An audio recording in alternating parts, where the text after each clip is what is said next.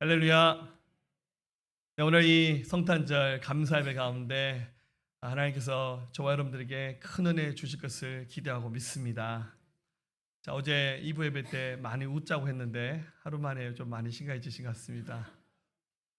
좀 웃음이 필요하신 분들은 어제 3부 예배 때 우리 새생명 로맨스 보시면서 저 어젯밤에 다시 보면서요. 우리 시은이가 했던 멘트가 제일 재밌었습니다. 예. 할렐루야. 네, 여러분들 우리 예배하는 가운데 하나님이 저와 여러분들에게 기쁨을 주시기를 우리 주님의 이름으로 축원합니다.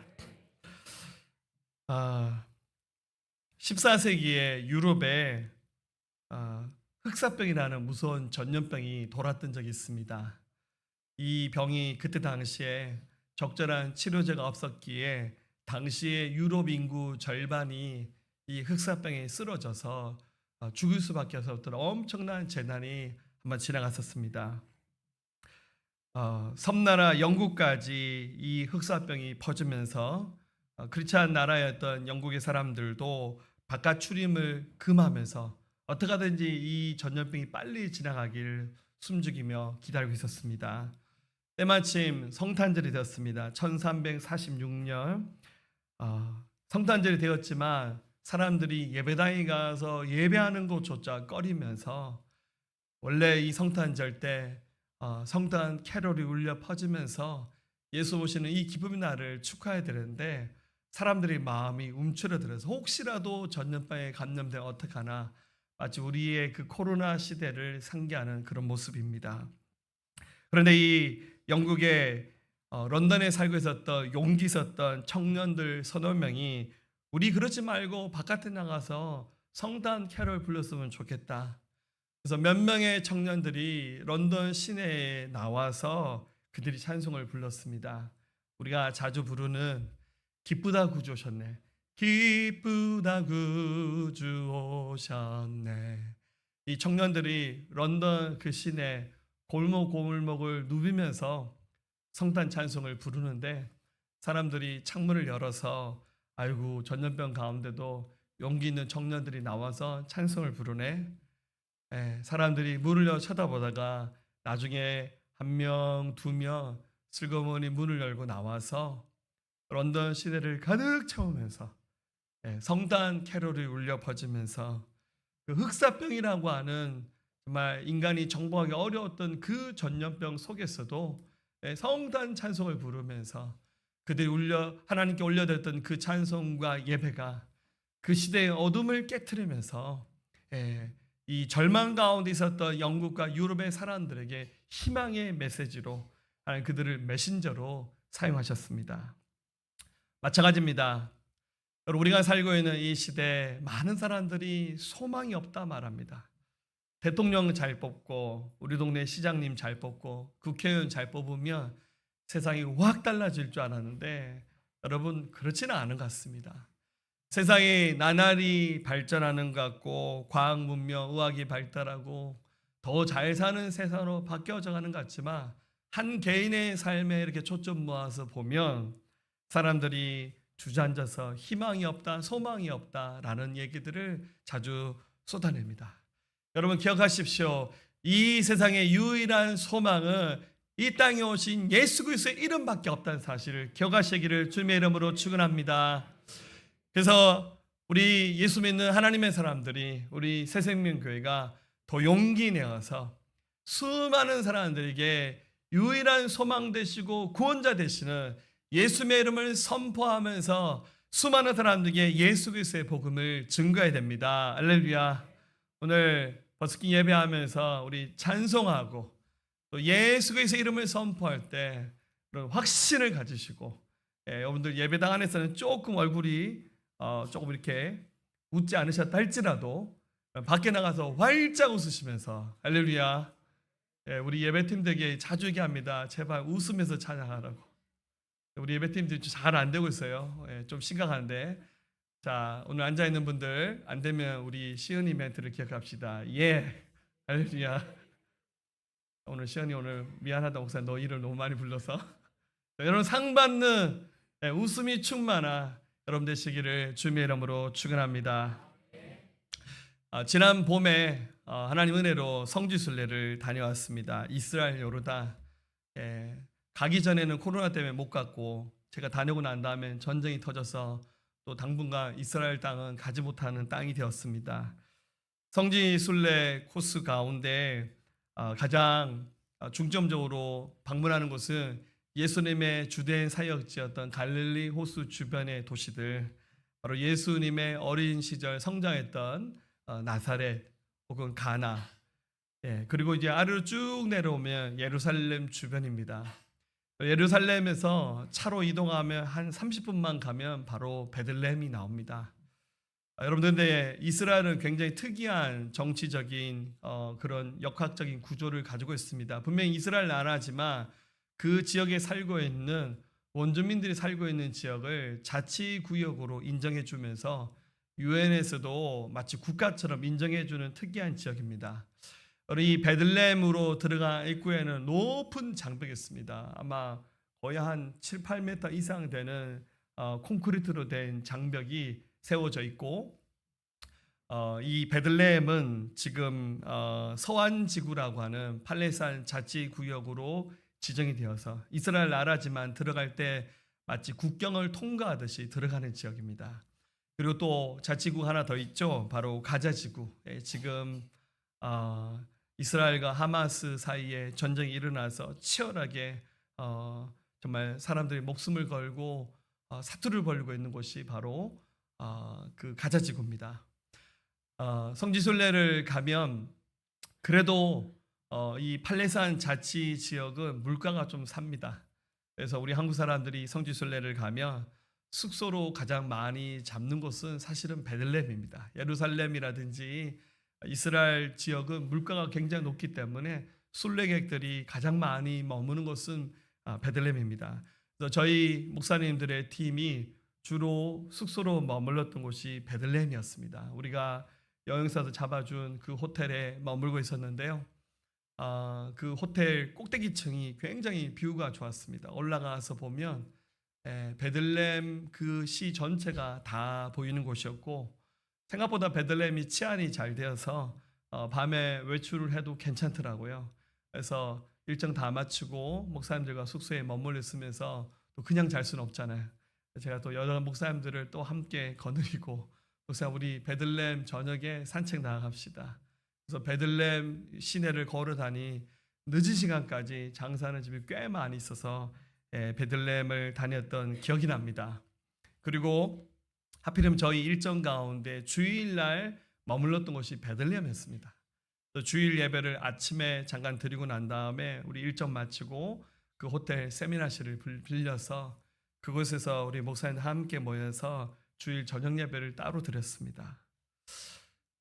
그 베들레헴에서 드리는 이 주일 예배는 굉장히 감격스러운 순간이었습니다. 여러분, 지금 베들레헴은 그래도 인구가 꽤 많은 큰 도시로 발전했습니다만 예수님이 태어나셨던 첫 번째 성탄절, 그때 당시에 이 베들레헴은 굉장히 작은 도시였습니다. 우리가 잘 아는 믿음의 조상으로 불려지는 다윗이 성장했던 곳이 바로 베들레헴입니다. 굉장히 작은 시골 마을, 소 키우고 양 키우는 작은 마을. 예수님이 태어나실 때 하필이면 이스라엘 땅에, 그 유대인 땅에 그 많은 도시 가운데 그래도 꽤 큰 도시가 있었는데 그 베들레헴이라는 작은 도시에 태어나셨던 그 예수님의 첫 번째 성탄절을 우리가 바라보면서 왜 예수님이 베들레헴에 태어나셨는지, 그리고 예수님 오셨던 그 이유가 뭔지를 다시 한번 우리 마음에 새겼으면 좋겠습니다. 말씀 가운데 세 가지를 생각하기 원합니다. 가장 먼저 베들레헴에 오신 예수님의 성탄을 바라보면서 하나님의 위대하신 사랑을 우리 마음에 새겼으면 좋겠습니다. 여러분, 사랑이 뭡니까? 사랑의 5가지 언어 중에 하나가 함께하는 시간입니다. 여러분, 사랑하는 사람들은 함께하는 겁니다. 그가 어떤 자리에 있든지 어떤 처지에 있든지 간에 사랑하는 사람들은 그 자리를 떠나지 않고 항상 사랑하는 사람들과 함께하는 겁니다. 하나님 만드신 인생들, 하나님이 인간을 창조하셨는데 아담 이후에 인생들이 죄를 범하면서 하나님의 품을 떠나서 방종하는 삶을 살았습니다. 그래서 죄로 가득한 인생들은 결국 이 땅에 그 나그네 삶을 마치고 난 다음 영원한 심판을 받을 수밖에 없습니다. 심판받는 인생들을 하나님이 불쌍히 여기셔서 우리에게 다가오기 위해서 하나님이 하나님의 아들 예수님을 이 땅 가운데 보내주셨습니다. 그래서 예수님의 이름을 마태복음 1장 23절에 이렇게 소개하고 있습니다. 우리 한번 읽어볼까요? 보라, 처녀가 잉태하여 아들을 낳을 것이요 그의 이름은 임마누엘이라 하리라 하셨으니 이를 번역한즉 하나님이 우리와 함께 계시다 함이라. 아멘. 예수님의 또 다른 이름은 바로 임마누엘입니다. 그 이름은 하나님이 우리와 함께 하시다는 뜻입니다. 하나님이 우리와 함께 하시기 위해서 우리 곁에 다가오셨습니다. 이유는 우리에게 영원한 생명을 주시기 위해서. 요한복음 3장 16절 하나님이 세상을 이처럼 사랑하사 독생자를 주셨으니 이는 그를 믿는 자마다 멸망하지 않고 영생을 얻게 하려 하십니다. 우리에게 영원한 생명 주시기 위해서 하나님의 아들 예수님이 오셨어요. 여러분, 이 베들레헴 땅에 태어나신 예수님의 이 탄생을 우리가 이 성탄 예배를 통해서 말씀을 살피면서 예수님의 오심은 바로 우리에게 영원한 생명 주시기 위한 하나님의 위대하신 사랑이 이 속에 담겨 있다는 사실을 우리가 함께 발견할 수 있었으면 좋겠습니다. 여러분, 성경은 시종일관 예수 그리스도에게 초점 맞춰져 있습니다. 우리 성경에서 엄청난 스토리들, 역사를 다 통으로 이해하지 못해도 좋아요. 이 성경 속에 감춰져 있는 인간으로 오셔야만 했던 하나님의 그 위대하신 사랑, 우리 그 사랑을 함께 발견할 수 있기를 바랍니다. 하나님의 그 위대하신 사랑, 십자가에서 당신의 독생자 예수님의 육체를 쪼개면서까지, 뼈가 없어지고 예수 육체가 망가지면서까지, 그러면서까지 우리를 사랑하신 이 하나님의 놀라우신 사랑을 오늘 다 발견하면서 그 사랑 마음에 담는 저와 여러분 되시기를 주님의 이름으로 축원합니다. 두 번째입니다. 우리 이 성탄절을 통해서 예수 그리스도의 겸손을 우리가 본받았으면 좋겠습니다. 여러분, 인간은 하나님 만든 피조물입니다. 예수님은 삼위일체 하나님이세요. 그분이 인간 편에 서서 인간에게 영원한 생명을 주기 위해서 신이신 그분께서 인간의 육체를 입고 이 땅에 오셨어요. 더 이상 낮아질래야 낮아질 수 없는 겸손한 모습으로 주님 이 땅 가운데 오셨습니다. 근데 여러분들, 이 성경 전후 문맥을 읽어보면 당시 이스라엘은 이미 로마의 지배를 받고 있었습니다. 로마의 황제였던 아구스토가 자신들이 지배하는 나라와 민족의 인구 조사를 하기를 원했습니다. 그래서 모든 나라들에게 호적 정리를 하라는 명령을 내렸습니다. 오늘날 같으면 여러분들 정부 24시 우리 그 웹사이트만 들어가도 여러분들 등본 다 뗄 수 있습니다. 근데 그때 당시에는 그런 행정력을 갖고 있지 않았습니다. 그래서 로마의 지배를 받고 있었던 유대 땅도 역시 호적 정리를 위해서 자신이 태어났던 고향에 돌아가서 자신의 지파와 혈통을 찾아서 인구 조사를 하도록 명령합니다. 예수님의 육신의 부모로 선택받았던 요셉과 마리아는 유다 지파의 후손입니다. 또 이들의 고향이 베들레헴이었습니다. 그래서 인구 조사하는 일을 감당하기 위해서 베들레헴으로 갑니다. 여러분들, 하필이면 그때 마리아가 임신하여서 성령으로 임신하여서 메시아로 오실 그 주님을 낳을 날을 기다리고 있었는데, 여러분들, 하필이면 해산할 날이 가까웠습니다. 근데 그 먼 거리를 아마 걸어서 갔던 것 같습니다. 걸어서 가면서 베들레헴에 호적 정리를 하는데 하필 그 베들레헴에 도착하였을 때 몸에 산통이 오기 시작했습니다. 굉장히 작은 동네입니다. 그 동네 여러분 여관이 있어봤자 몇 개쯤 있었겠습니까? 근데 하필이면 호적하러 온 사람들이 너무 많아서 여관에 빈 방이 없었습니다. 제가 성지순례 가서 머물렀던 호텔은 굉장히 좋은 호텔이었습니다. 저라도 그 호텔을 좀 예수님께 빌려드렸더라면 얼마나 좋았을까. 그 호텔에 있으면서 그런 생각 굉장히 많이 해봤습니다. 근데 요셉이 급히 여러분들 12월 달이니까 이스라엘 땅도 꽤 추운 날씨입니다. 아무리 돌아다녀 봐도 빈 방이 없습니다. 찾다가 어느 여관에 마구간을 빌려서 비바람이라도 피해야지 하는 마음에 거기서 요셉과 마리아가 잠을 자게 됩니다. 누가복음 2장 6절 거기 있을 그때에 해산할 날이 차서 첫 아들을 낳아 강보에 싸서 구유에 누였으니 이는 여관에 있을 곳이 없었음이라. 여러분 여기 우리 어린아이들 계시지만 우리 성인들이 더 많이 계시잖아요. 여러분 요셉은 애 낳는 것을 받아본 경험이 없습니다. 여러분 병원이 없으면 최소한 산파라도 가서 출산할 때 옆에서 누군가 도와줘야 됩니다.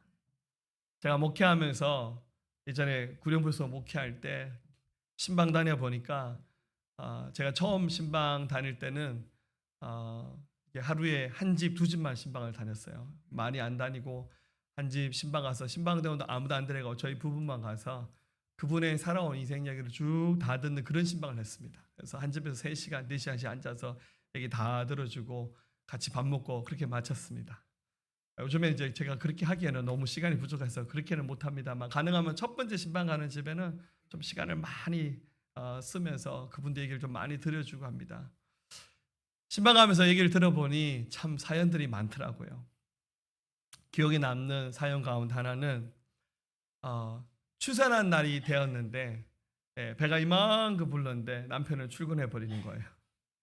옛날 연탄 불 피우고 아궁이 불 피우는 그런 시절 배가 이만큼 불렀는데 남편은 출근해 버리고 핸드폰도 없고 그래서 그 추운 겨울 혼자서 아기를 낳았던 그런 분들의 이야기를 들은 적이 있습니다. 들으니까 마음이 좀 짠하더라고요. 어떻게 혼자서 애를 낳아서 여러분 애가 태어나면 탯줄도 끊어줘야 되고 그래도 뜨거운 물을 끓여서 깨끗한 물에다가 아이를 목욕도 시켜야 되는데 여성분들이 아이 낳으면 이게 막 관절이 다 늘어져서 최대한 몸을 잘 이렇게 관리를 해야 되는데 스스로 물 끓여서 아기를 낳았다는 그런 간증 들으니까 참 민망하기도 하고 그 남편 좀 밉더라고요. 여러분 요셉과 마리아는 아기를 낳아본 적이 없는 부부입니다. 근데 마구간이 어딥니까 여러분들. 무슨 바람이 제대로 막아지긴 하겠습니까. 누일 침대가 없어서 아이를 강보에 사서 여러분들 말 구유에 그 말이 먹는 소가 먹는 지푸라기 그 여물통을 말하는 거죠. 거기다가 지푸라기를 깔아서 그 아이를 강보에 싸서 누였는데 그분이 누굽니까? 바로 삼위일체 하나님이신 예수 그리스도께서 인간의 모양으로 오셨는데 예수님의 이 탄생의 순간은 초라해도 이렇게 초라할 수 없는 예수님의 탄생의 순간을 맞이한 거예요. 우리 하나님 너무하시죠? 좀 좋은 호텔에서 태어나게 하셨더라면 얼마나 좋았을까요? 예수님 이렇게 오신 이유는 그분이 겸손의 왕으로 오셨다는 사실을 보여주고 계신 것이고 예수님 이 땅에 오셔서 가난한 자, 소외된 자, 연약한 자들의 친구가 되어주기 위해서 오셨다는 사실을 예수님이 첫 번째 성탄절을 통해서 이 사실을 확인할 수 있습니다. 사랑하는 여러분, 우리 예수 믿는 하나님의 사람들은 예수님의 겸손을 배워야 됩니다. 신앙생활을 거듭할수록 우리 더 겸손해져야 돼요. 우리 목에 깁스하시면 안 돼요. 더 많이 섬기고 더 낮아지고 더 사랑으로 품을 수 있는 마음을 가져야 됩니다. 사랑하는 여러분들, 우리 새생명교회는 엘리트 교회를 지향하지 않습니다. 어차피 엘리트도 없고 할렐루야. 우리 부자 교회 지향하지 않습니다. 여러분 교회는 가난하고 부족한 사람들의 친구가 되어야 됩니다. 참 감사하게 우리 교회 건물이 밖에서 보면 좀 많이 허름합니다. 할렐루야. 우리 간판도 지금 글씨가 다 떨어져 가지고 우리 내년에 좀 교회 간판 좀 새로 해야겠다 지금 뭐 이렇게 생각을 좀 가지고 있습니다. 이제 건물도 좀 많이 낡아서 밖에 페인트도 좀 날리고 해서 저 페인트를 칠한들 빛이 날까 이런 생각도 사실 들어요. 여기 들어온 지 좀 시간이 꽤 지났는데 중간중간에 많이 낡아서 이제 좀 건물을 손댈 날이 좀 다가옵니다. 하지만 어떤 편에서는 이런 생각이 듭니다. 지금이 우리 새생명교회에 있어서 가장 행복한 때다. 할렐루야. 여러분, 교회는 건물 아니잖아요. 나중에 우리가 좀 더 교회가 성장하고 부흥하면 좀 멋있는 건물도 짓겠죠. 여러분들, 그 사랑의 온기는 그런 멋있는 건물, 화려한 우리의 그 옷차림에서 나오는 거 아니잖아요. 네, 여러분들 오늘 아마 성탄절 만찬이 기가 막히게 나올 겁니다. 할렐루야. 네. 근데 사실 무슨 뷔페처럼 우리 여기 파티스 가서 뭐 3만 원, 4만 원 하는 그런 어디 호텔에서 나오는 멋있는 그런 상차림이 아니랄지라도 사랑하는 가족들이 함께 둘러앉아서 먹고 마시고 누구든지 와서 먹고 마시고 은혜 받고 갈 수 있는 교회가 제일 좋은 교회입니다.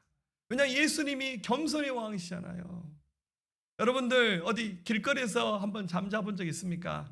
일부러 야영하면서 텐트 쳐서 캠핑하지 않은 이상 길거리에서 한번 신문지 깔고 한번 노숙해 보세요. 노숙한 분들이 그러대요. 신문지를 이렇게 잘 써서 자기 숨이 온기가 이렇게 안으로 돌아야 덜 춥대요.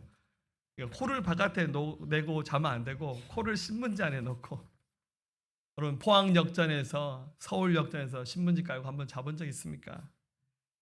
근데 만왕의 왕이신 예수님이 태어나신 그 순간 더 이상 낮아질 수 없는 최고의 겸손을 오신 그 예수님의 겸손을 우리가 본받아서 우리는 겸손하되 우리의 속마음의 가장 좋은 자리 그분을 모셔야 됩니다. 예수 그리스도는 우리의 왕이십니다. 그분을 가장 좋은 자리에 모실 수 있는 저와 여러분들 될 수 있기를 주의 이름으로 축원합니다. 마지막 세 번째 성탄절은 우리에게 사명이 있다는 사실을 알려주고 있습니다. 우리의 사명이 뭡니까? 오늘 말씀 14절에 지극히 높은 것은 하나님께 영광이요 땅에서는 하나님이 기뻐하신 사람들 중에 평화로다. 예수 그리스도의 복음이 전해진 곳에 진정한 피스, 샬롬이 임합니다. 우리가 그 복음을 전해야 됩니다. 여러분 세상에 그 어디에도 다른 것으로 희망이 없어요. 오직 예수 그리스도의 복음이 전해진 곳에 소망이 있고 기쁨이 있고 거기에 진정한 평안이 임하는 겁니다. 지난 2000년 넘는 세월 동안 예수님의 12제자부터 시작해서 침례 요한, 사도 바울, 수많은 믿음의 선배들이 열심히 복음 전해 주셨기 때문에 그 복음이 돌아서 이 나라 조선에 복음이 전해졌고 우리 자유 대한민국 안에 복음이 전해졌고 우리 포항에는 누가 복음을 먼저 전했는지 모르겠어요. 누가 먼저 하셨는지 모르겠지만 그 전도자가 이곳까지 와서 복음 전해줘서 우리 복음 받아들였고 또 저와 여러분들은 운명적으로 또 새생명교회 안에서 포항에서 제일 좋은 교회 할렐루야. 우리끼리만 그럽시다. 할렐루야. 딴 데 가서 그런 얘기 하지 마세요. 이 교회를 함께 이루어가면서 하나님께 영광이 되는 이 자리에 서 있는 이유는 아직도 복음을 들어야 될 사람이 많기 때문에 우리가 이 자리에 서 있는 겁니다. 제가 어제 말씀 마무리하면서 전 세계 인구가 얼마쯤 되는지 한번 찾아봤습니다. 제가 무식하죠. 전 세계 인구가 75억인 줄 알았는데요. 놀라지 마세요. 2023년 전 세계 인구가 80억을 돌파했습니다. 정확한 자료입니다. 80억 4,531만 명입니다. 굉장하죠? 근데 우리 한국은 지금 많이 낳아야 됩니다. 할렐루야. 우리 교회에서 앞으로 많이 낳는 분들 다 상 드려야 될 것 같습니다. 이 중에서 종교를 가진 사람이 71억 4,790만 명. 이 중에서 공식적인 기독교인의 숫자는 26억 238만 1000명이랍니다. 무슬림이 20억이 조금 넘고 힌두교인이 10억이 넘고 불교인이 5억이 좀 넘습니다. 그 외에 중국 민속 종교, 또 여러 개인적인 민속 종교, 신흥 종교, 또 인도 사람들이 믿는 시크교가 있고 유대인들 숫자, 퍼센트로 계산하면 전 세계 크리스찬의 숫자가 30% 전후입니다. 근데 여러분들 이 속에는 카톨릭의 숫자도 같이 포함되어 있습니다. 카톨릭이 한 절반 날아가 버립니다. 그리고 이단에 속한 기독교 숫자도 있으면 다 제외하면 그럼 전 세계에서 복음주의 계열에 속한 크리스찬의 숫자는 10억이 넘지 않습니다. 이게 엄청난 현실로 우리가 이것을 인정해야 됩니다. 전 세계 종교가 없는 사람의 숫자가 8억 9,741만 명. 이 중에서 불가지론이라 불려지는 이제 무신교나 좀 다릅니다. 인간은 신의 존재에 대해서 알 수 없다라고 믿는 이런 부류의 사람이 7억이 조금 넘고 무신론자가 1억이 조금 넘습니다. 전 세계 기독교의 복음을 증가하는 일을 열심히 감당하는 사역자 숫자, 자기 나라 안에서 사역하는 사역자의 숫자가 1,360만 명, 해외 나가 있는 선교사님의 숫자가 44만 명, 우리 대한민국 선교사님 숫자가 3만 명 거의 찍다가 코로나 기간 동안 무너졌죠. 지금 3만 명이 되지 않습니다. 그리고 연간 기독교 세계에서 순교하는 사람의 숫자가 90만 명이 넘는다고 합니다. 이거 세계 선교연구원 자료에서 제가 홈페이지에서 이 자료를 그대로 가져왔습니다. 아직도 전 세계의 모든 나라와 민족 가운데 복음을 들어야 될 사람들이 굉장히 많습니다. 특히 우리 아시아 안에, 인도 안에, 아프리카 안에 전 세계 복음을 받아들이지 않은 사람의 90%가 살고 있는 그 범위 안에 우리가 걸쳐서 살고 있습니다. 이 대한민국 안에 크리스찬 숫자 얼마 될까요? 제 생각에 냉정하게 주일 예배에 참석한 크리스찬 숫자는 300만 명, 400만 명으로 보면 맞을 것 같습니다. 통계로는 890만 명이라고 나왔지만 실제로 우리 대한민국 안에 예수님을 제대로 믿는 사람은 400만 명밖에 되지 않습니다. 어떻게 됩니까? 이 성탄절을 맞이하면서 하나님께서 값비싼 희생을 치르시고 구원의 선물로 주신 예수 그리스도, 그분의 사랑의 빚을 우리가 갚아야 됩니다. 마태복음 24장 14절, 이 천국 복음이 모든 민족에게 증언되기 위하여 온 세상에 전파되리니 그제야 끝이 오리라. 우리 겸손의 왕으로 오신 예수 그리스도를 우리가 함께 따라갑시다. 우리가 그 일을 함께 결단하면서 우리가 다시 한번 우리의 마음을 뜨겁게 해야 됩니다. 여러분, 구세군 창시자였던 브루스가 이렇게 말했습니다. 불과 몇 년이 지나지 않아 그리스도가 없는 기독교가 생겨날 것이요, 중생하지 않고 구원이 없는 백성들이 몰려와 교회를 채울 것이며 그리스도를 잃어버린 성경 해석학자가 설교하고 회개 없는 용서를 논할 때가 올 것이라고. 이 구스가 했던 말이 정말 무섭게도 우리 시대에 그대로 이루어지고 있습니다. 우리 새생명교회 성도 여러분들이 깨어서 이 마지막 시대에 빛과 소금의 사명 감당하면서 세상의 수많은 사람들에게 바로 이 성탄절의 주인공 되신 예수 그리스도를 외치면서 하나님 주신 이 사명 함께 감당할 수 있는 저와 여러분들 될 수 있기를 우리 주님의 이름으로 축원합니다. 잠시 기도하겠습니다. 하나님 아버지, 감사